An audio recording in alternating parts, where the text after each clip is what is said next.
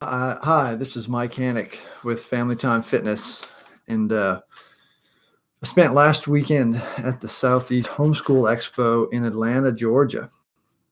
And at the expo, I had the opportunity uh, to lead three physical education classes for the children, and they were ages 4 to 12 at the that I was working with. Um, I know you're thinking it was a big age gap working with 4-year-olds to 12-year-olds doing physical education. How does that work?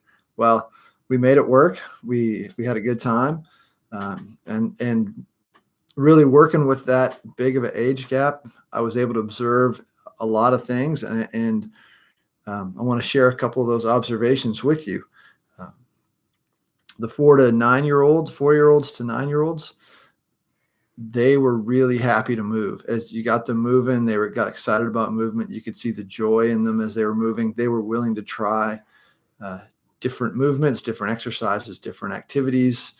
Um, some of the 10 to 12-year-olds, now most of them participated, but some of them, if they didn't like the exercise, they would just go sit on the side, and I would ask them why they wouldn't, why they're sitting on the side, and they would say, I'm tired, or I just don't really feel like doing this. And you could sort of see that they really maybe had some poor experiences maybe with physical education in the past, where they were a little self-conscious that they weren't able to do that movement properly. But with a little encouragement, would get them, and I made them participate, and they did okay. Um, but with that, you start thinking as a parent, why would you let your kids, why is it in physical education or movement type of things, it's okay for your kids to go sit on the sidelines? You wouldn't allow them to do that if they were in a math class or a science class or a language arts class or a social studies class. You would want them to be fully participating. But it seems like they've learned that it's okay in physical education not to participate, and they just don't do it if they don't want to do it. But if you're positive with them, a little encouragement, they're willing to try it and do it, and they do okay. So that was a couple of observations. The young kids, the really young, the 4, 5, 6, 7, 8, 9-year-olds, they want to move. They're going to try new things. They haven't had that really. They don't feel it self-conscious that they're not able to do it. And as they get a little bit older, 10, 11, 12, they're less likely to try new things. And so really it's important that we get our kids moving at a young age, where they learn those fundamental movements at a young age. And so they have that positive experience, and they can keep that positive experience, and they're willing to try to challenge themselves and push themselves when they get a little bit older.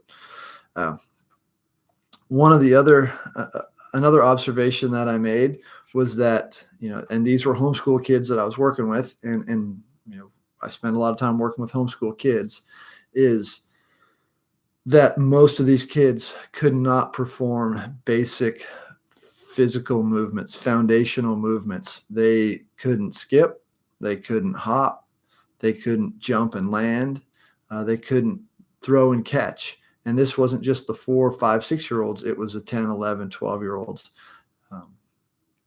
And I had my daughters with me, who are teenagers, and they were helping out, and they observed that. They're like, wow, Dad, these kids, they can't do basic movement stuff that we learned when we were little.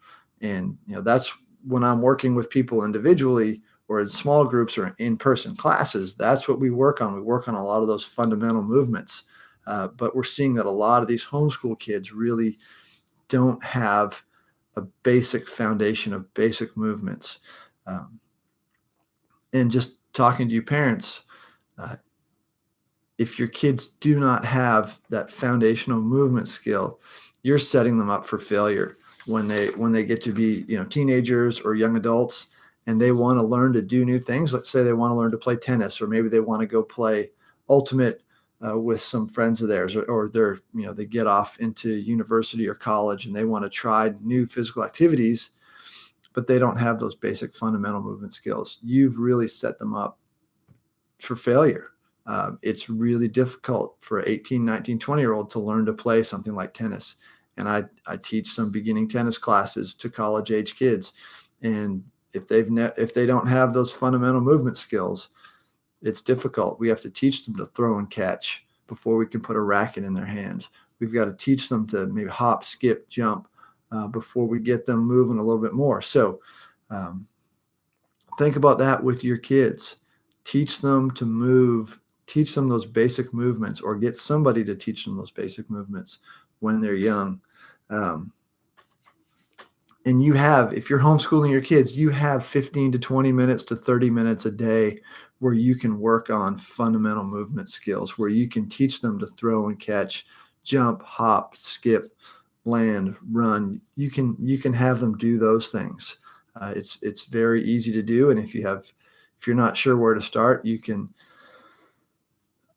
check out what we do at familytimefitness.com, and that's exactly what we do. We've created hundreds of lessons that are easy to follow, that teach your kids how to move and teach them fundamental movement skills. So we kind of take that excuse away that you don't know what to do. So look at what we do at familytimefitness.com. And one of the other things I observed, and this is the last thing I'll talk about today, I may come back on again and share some other thoughts of my time there. But I observed parents were willing to spend hundreds of dollars on a math curriculum, on a science curriculum, or a language arts or social studies curriculum. They're willing to spend that money on that, but they aren't very willing to spend $40 on a physical education program. In my opinion, a physical education program will have a greater impact on that child's life than that math, that science, that social studies. Now, that might be controversial to say, but I would say, how much, as an adult, how much math do most people do? They maybe add, subtract, multiply, divide.